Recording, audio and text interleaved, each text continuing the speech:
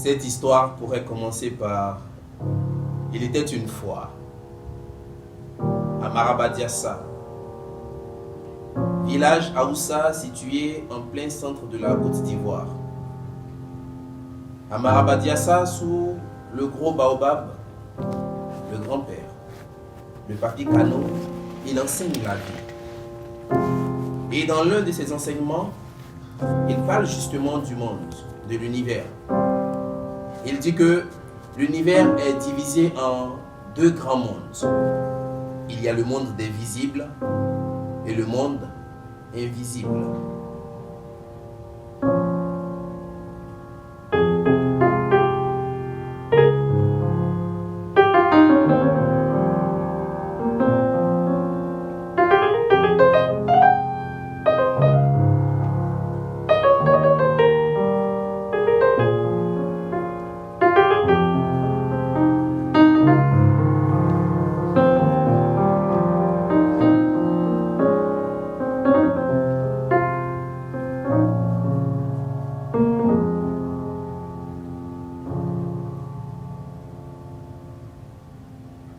Pas besoin de vous raconter le monde des visibles, puisque nous y sommes déjà et on vit à l'intérieur de ce monde-là.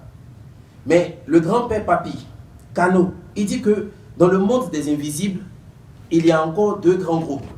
Il y a le groupe des djinns, le groupe des esprits, ceux qui veillent sur nous, qui nous accompagnent partout. Et puis il y a le groupe des djinns-djougou, les mauvais esprits. Eux, ils sont terrés dans les entrailles des ténèbres. Il ne faut pas les chercher. Il ne faut surtout pas les provoquer. D'ailleurs, à Marabadiassa, il est scrupuleusement interdit à quiconque de mettre les pieds dans la forêt le vendredi. Parce que ce jour-là est dédié au djinns-djougou. Et les choses ont toujours été ici et tout le monde est en paix. Mais avec l'évolution des mentalités, le conflit des générations, les jeunes gens, ils ne font attention à rien. Justement, un vendredi, voilà un groupe de jeunes hommes qui s'apprêtent à faire une fête. Mais ils se rendent compte qu'il manque du charbon de bois pour faire leur fête. Et sans même penser à deux fois, ils déroulent le chemin sur les pieds et ils vont dans la forêt. Il y a un arbre qui n'a ni feuilles ni branches. Ils ne réfléchissent pas encore. Ils y mettent le feu.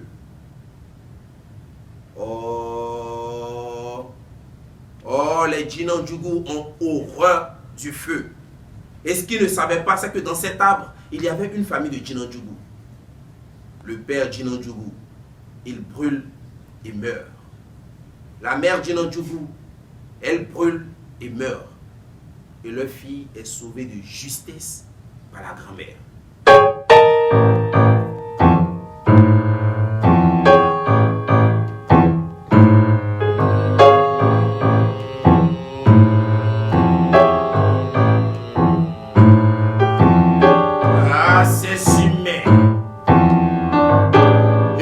Attention à rien.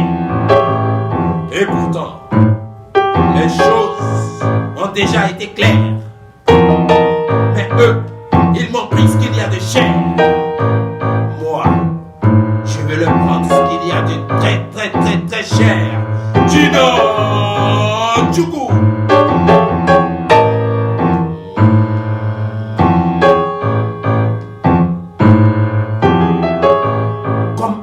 Impétueux.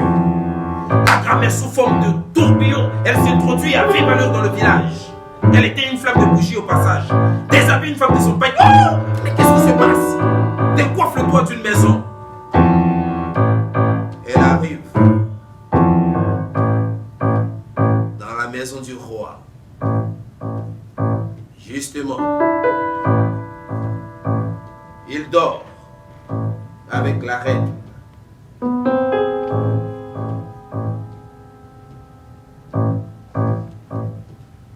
Et dans le berceau,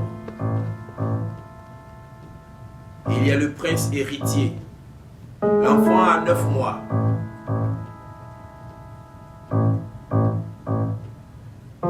La djinns-djougou. La djinns-djougou rôde. La djinns-djougou rôde autour. La djinns-djougou rôde autour de l'enfant. pression est tellement forte qu'au bout d'un moment, l'enfant sent une présence. Il n'a même pas le temps de pleurer qu'elle plante ses griffes dans la gorge de l'enfant. L'enfant baigne de son sang. Elle prend le corps de l'enfant comme un vent impétueux. Sous forme de tourbillon, elle sort. Bourrasque totale dans le village. Elle arrive en forêt. Avec sa petite fille. Mange. Mange mon enfant. Mange ta colère. Mange ta haine. Mange ta rage. Mange mon enfant.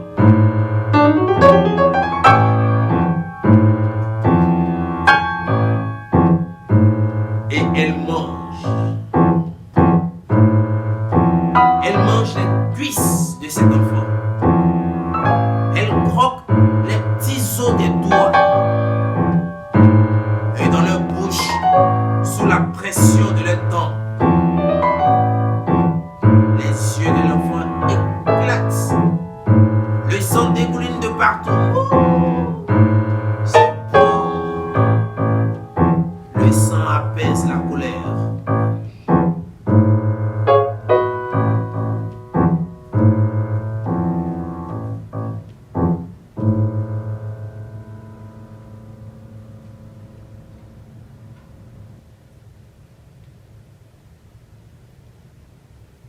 Au palais, le roi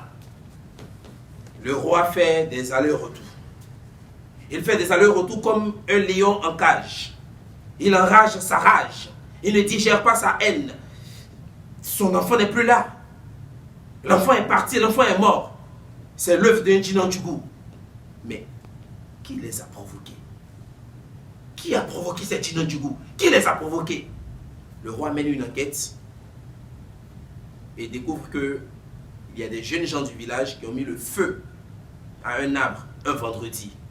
Ignamroté, patradé, tachieto, sirandere. Mais qu'est-ce qui vous a pris? Imbécile que vous êtes! Vous avez provoqué les Djinan Djougou. Et maintenant, ils ne vont plus nous lâcher. La seule manière de se défendre, c'est d'attaquer. Mais le roi sait que il ne peut pas compter sur le commun des mortels pour faire la guerre aux Djinan Djougou. Mais il sait qu'il peut compter sur un groupe. Les Dozo.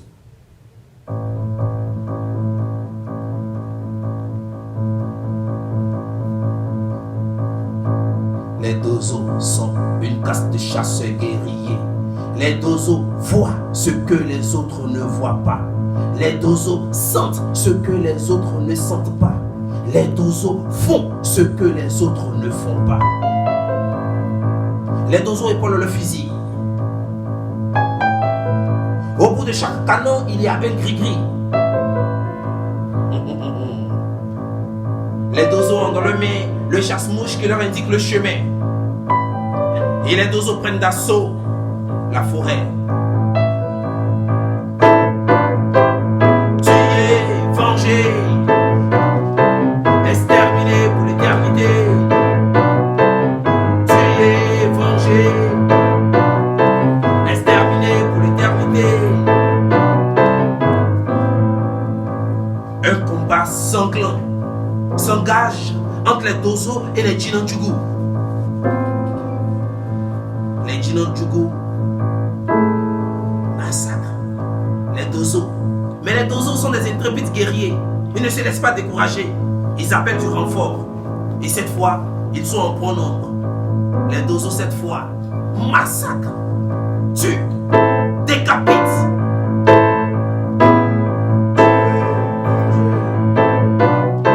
Exterminés pour l'éternité. Tuer, venger. Exterminés pour l'éternité.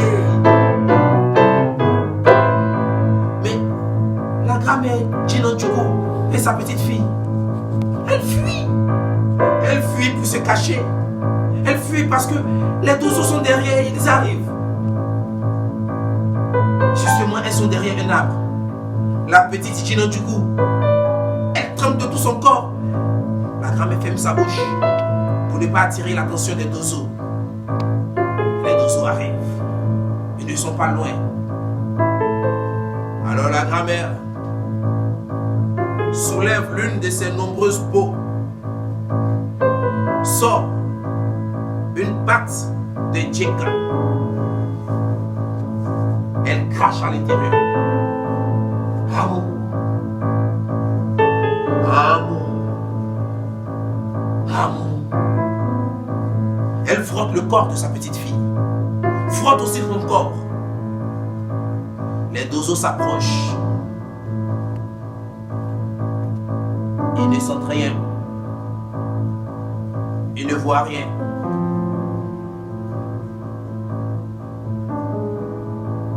Ils rentrent au village. Ouf. Elles ont échappé belles. Du moins pour aujourd'hui. À Marabadiassa, lorsqu'on raconte cette histoire, on dit que les Djinandjougou, ils ont une apparence hideuse. Ils ont une tête plus grosse que 5 têtes réunies. Ils ont des yeux rouges sang, de longues dents, pointues et crochues. Une langue qui traîne jusqu'au sol. Et sur le corps, il y a de gros boutons purulents où il y a des vers qui sortent et qui entrent. Sur le dos, ils ont une bosse avec des poils et une odeur nauséabonde qui se dégage. Et on peut les remarquer avec leurs 2 pieds croisés.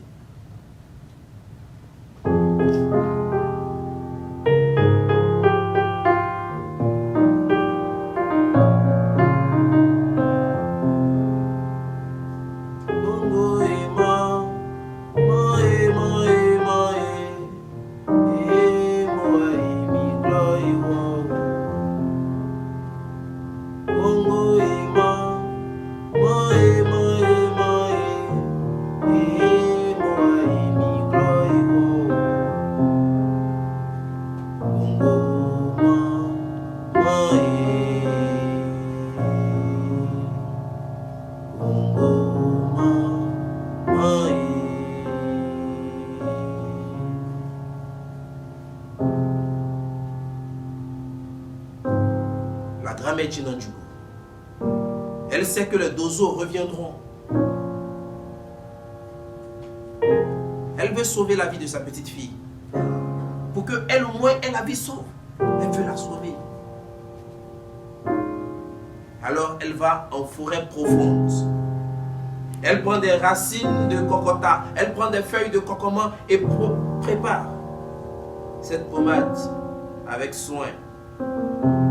Et surtout, avec sa formule magique.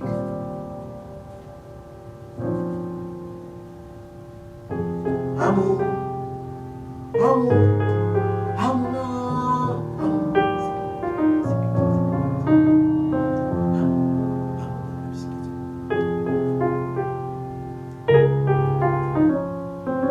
Et chaque mois, en pleine lune, la grand-mère applique la pommade sur le corps de sa petite fille.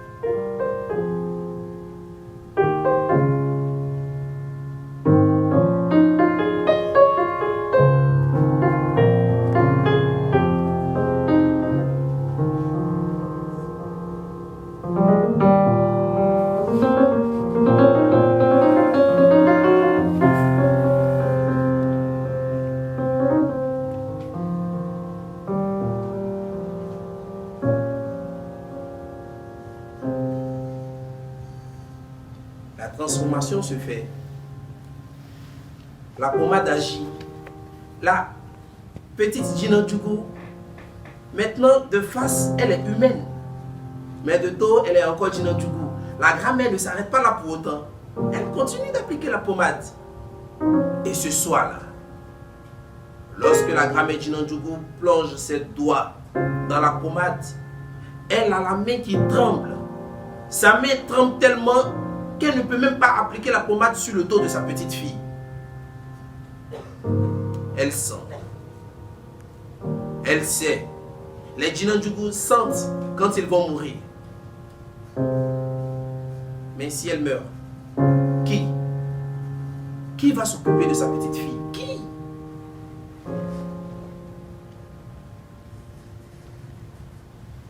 Après longue réflexion, elle décide d'appeler une amie. Une amie avec qui elle a fait tous les 400 coups. Une amie qui connaît ses secrets par cœur et dont elle connaît tous les secrets. Cette amie-là n'est autre que Dame Poule, la poule. Eh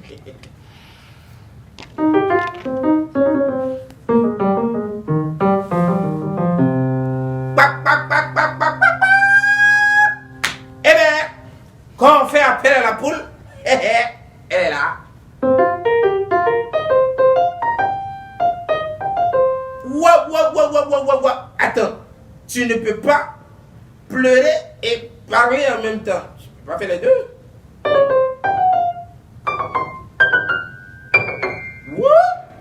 M'occuper de ta petite fille, oh bah ça, je peux faire ça à merveille.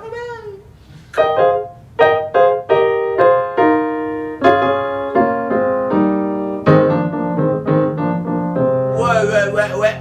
Si c'est le temps, j'ai le temps. Hein. J'ai beaucoup de poussière, mais j'arrive à m'occuper de tous. J'ai même le temps pour me faire une manicure et une pédicure. Mais dis-moi, pourquoi je dois m'occuper de ta petite fille même? Pourquoi?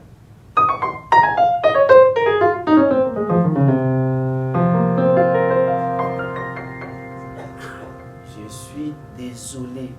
Je ne savais pas que tu allais mourir.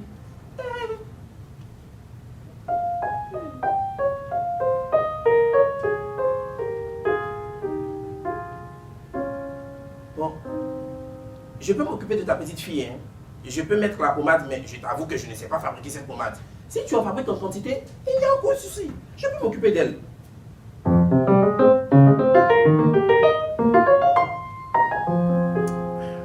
Regarde, on va pas passer le temps à pleurer comme ça et sur tes larmes et tout compte fait, tu sais quoi? Ce qui est sûr, on va se retrouver au paradis ou bien à l'enfer. Tout compte fait, on est amené à partir. Bon allez, bisous et on se voit au paradis.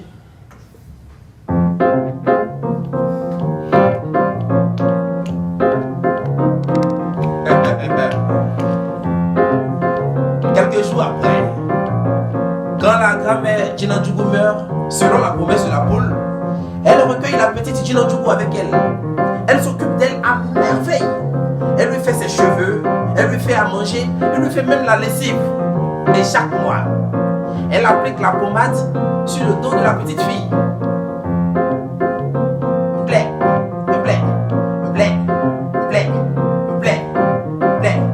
Poule, je suis la poule.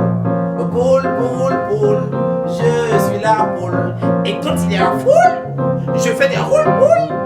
Et les gens trouvent ça trop cool. Why. Comme poule, vas-y, fais doucement. Quand tu mets la pommade là sur le dos, ça me fait mal. Les jeunes d'aujourd'hui, vous vous plaignez de tout. Ce qui fait mal ne vous fait pas mal. Mais c'est ce qui ne fait pas mal qui vous fait mal. Allez mon enfant, j'ai compris. Je vais faire blé.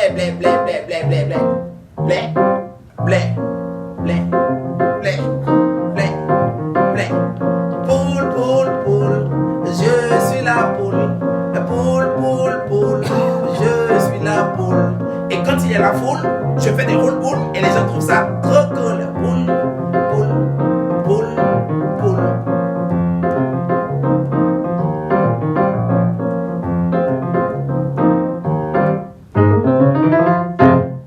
Bon voilà. La transformation est totale. De face, comme de dos. La petite Jinandjougou est totalement inhumaine. C'est fini. Et la poule lui dit, attends mon enfant, tu ne vas plus t'appeler Jinandjougou, mais tu vas t'appeler Nayu Pongwama. Yuwa, celle que j'aime. Tu vas t'appeler Yuwa. Allez, va dans le village, va te faire des connaissances. Et si les humains te posent trop de questions, dis-leur que tu es la fille de tante poule. Ils vont te laisser tranquille. Les humains sont trop curieux. Allez, vas-y. Et c'est comme ça que Yuwa, dans le village, se fait des connaissances. Et des hommes commencent peu à peu à s'approcher d'elle. Et parmi tout cela, il y a Madou Kongloba, avec sa grosse tête. Lui, on a l'impression qu'il est toujours dans les nuages. Tout est trop beau pour lui. Et les filles du village approchent Yuwa pour lui dire, hé, écoute, Madou Kongloba, on a l'impression qu'il est un peu fou. Il ne faut pas t'approcher de lui, hein. Sinon tu risques d'avoir un mari qui est toujours en train de faire comme un zozo. Mais on dit que l'amour a ses raisons que la raison même ignore. De tous les hommes qui l'approchent, Yuwa, c'est Madou Kongloba qu'elle veut. Elle va voir la poule. Et la poule lui dit, écoute ma fille, l'amour, ça commence toujours dans le cœur avant d'arriver dans le cerveau. Et jamais l'inverse. Allez, si tu penses que tu l'aimes, vas-y. Et les choses vont tellement vite entre eux qu'ils finissent par se marier. Et le jour où ils doivent partir, chez eux, Yuwa, elle vient voir la poule. Et elle lui dit, donne poule, la pommade. Donne-moi la pommade. On ne sait jamais. Oh. Si l'esprit de Jinandjougou revient, il faut que la pommade soit là. Lui dit la poule, ma fille, les humains sont curieux. Ils arrivent à bout de tout. Laisse la pommade ici. Et toi, va. Quand tu auras besoin de la pommade, viens la chercher. Ce sera notre petit secret. Hein, comme ça, je pourrai te voir de temps en temps. Allez, va mon enfant. Et c'est comme ça que Yuwa part avec Madou Kongloba, son mari. Et dans leur foyer, tout se passe bien. Du moins, presque. Lorsque Yuwa reçoit la visite de ses amis et que ces derniers viennent avec leurs enfants, son esprit Jinandjougou se réveille.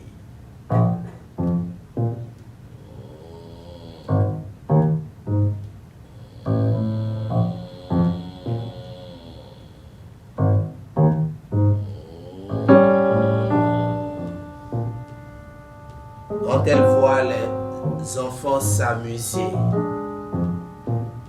elle, avec ses yeux de Jinandjougou, elle voit la nourriture qui s'amuse. Justement, il y a un petit qui s'approche. Il veut un bisou. Viens. Je vais te donner un bisou. Viens. Elle installe l'enfant sur sa cuisse. Elle le renifle. Elle touche les cuisses de l'enfant. Touche ses joues. Touche ses petites oreilles. Elle regarde ses yeux, elle imagine déjà les yeux dans sa bouche est remplie de salive.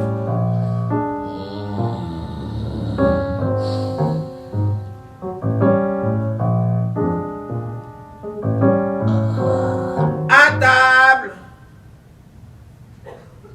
Le poulet est prêt, hein? Faut venir manger, c'est chaud. Madou Kongloba, son mari l'appelle. Il faut aller manger. L'enfant descend, il va rejoindre sa mère. Elle va manger à table. Et à table, le repas est servi. Mais elle mange comme un animal. Elle mange avec une main, avec deux mains. Mais son mari, Madou Kongloba, quand il voit ça, mais qu'est-ce que c'est mignon! Elle mange trop. Il appelle même les villages voisins pour voir cette femme qui mange. On dit qu'elle mange. Et elle, c'est manger, manger, manger, manger, encore manger, manger, manger. Manger,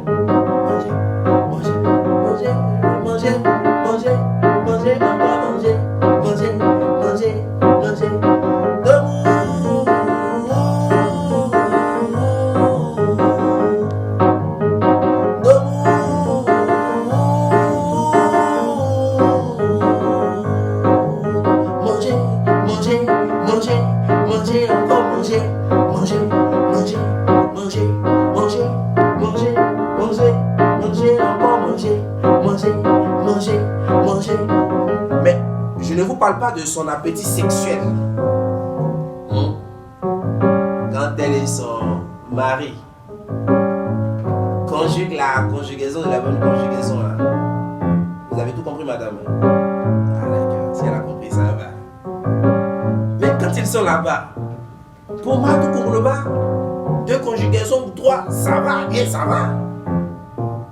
Mais elle, 4, 5, 6, 7, 8, 9, 10, 11, 12 ans.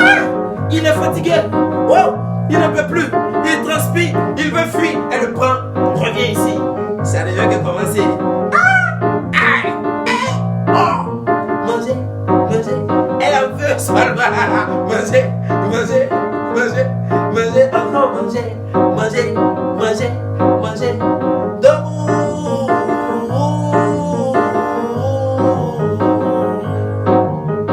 Debout.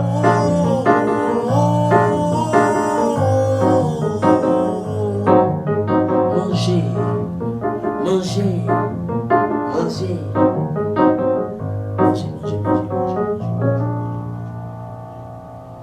Alors, ça va?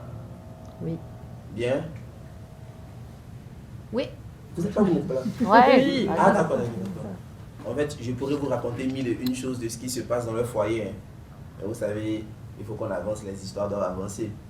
Alors, l'histoire avance et Yuwa, à l'intérieur d'elle, il y a une vie. Avec Konomara, elle est en état d'espérance. Elle porte en elle la vie. Elle est enceinte. Elle caresse son petit ventre. Son mari Madou Konglova. Ah! C'est trop mal! Mais ce soir-là, il y a dans son dos des poils qui commencent à pousser. Et il y a une odeur qui se dégage. Elle ne panique pas. Elle prend un grand drap, se ferme. Madou Konglova demande des explications. Je peux te suivre. Elle reste ici. Elle va voir sa tante Paul. Elle ne panique pas. Quand elle arrive, lui montre les poils. Tante, sors la pommade. Les poils sont revenus. Mais Yuwa Jinonjugu ne comprend pas pourquoi la poule transpire. Et oui, le poulet transpire aussi, hein. Mais ce sont ses plumes qui nous empêchent de voir sa sueur. La poule transpire à grosses gouttes. Elle panique, elle tremble. Mais tante, sors la pommade, tu vas l'appliquer. La poule ne comprend pas. Ah, ma fille, je ne vais pas passer par 4 chemins pour te dire que la pommade là, je ne l'ai plus. Quoi? Si quelqu'un vous dit quoi, ce n'est pas qu'il n'a pas entendu ce que vous avez dit, mais il vous donne l'occasion de rectifier ce que vous avez dit. Tante poule, tu n'as plus la pommade? Mais comment on fait? Ma fille, en tout cas, moi, quand j'ai vu l'effet que la pommade... Ah, mais parce que tu es belle maintenant. Ah, moi aussi, je voulais devenir humaine. Et puis c'est pas facile d'être poule, hein. Ah. Donc moi aussi j'ai frotté la pommade. Mais la pommade n'a rien fait. Oh. Ça m'a juste enlevé quelques plumes seulement et puis c'est tout.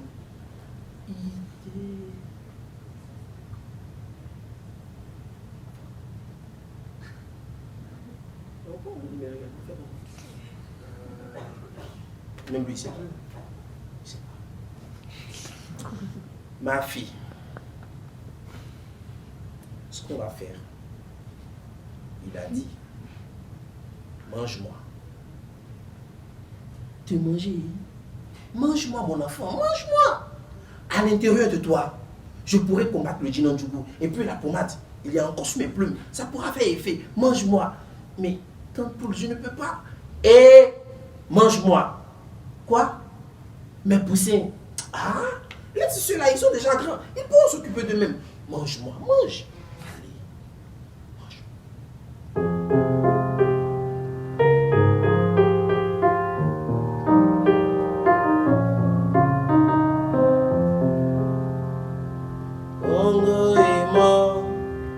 Allez, mange.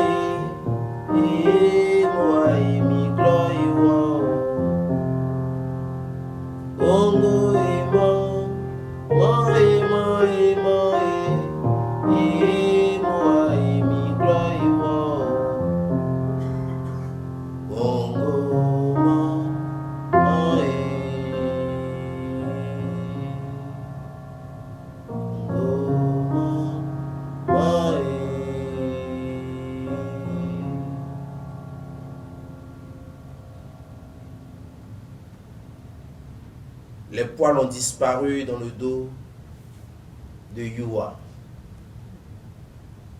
Sa tante poule n'est plus là.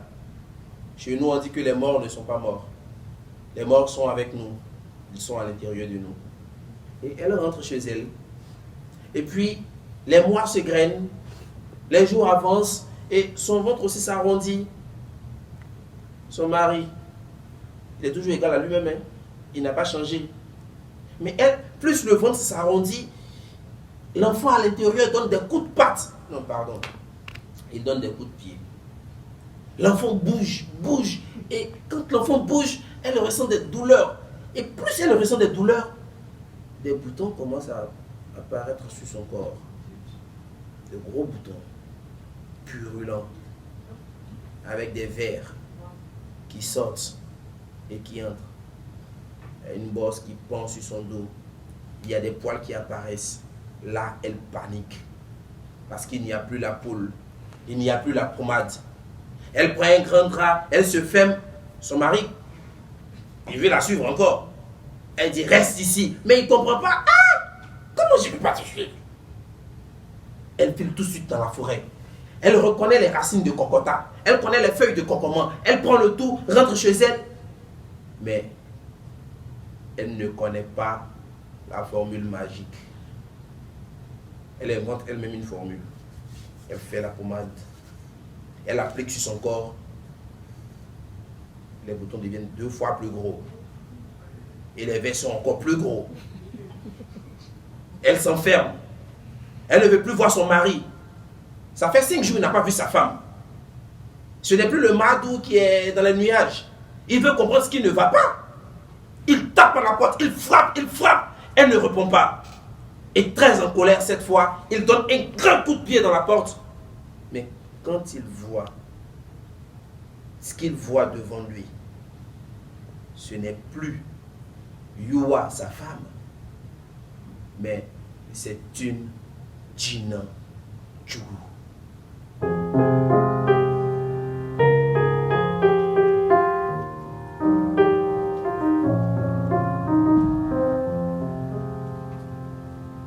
Elle s'enfuit. Elle va en forêt profonde. Cette nuit-là, sous une pluie battante, on a entendu un cri strident venant de la forêt. On dit que Yua Djina Djougou a accouché. Mais ce qu'on ne sait pas, l'enfant qu'elle a accouché, est-il homme? Est-il Djina Djougou? Ou est-il mi-homme, mi-Djina Djougou? Toujours est-il qu'en Marabadiassa, on dit qu'en chaque être humain se cache un Djina Djougou.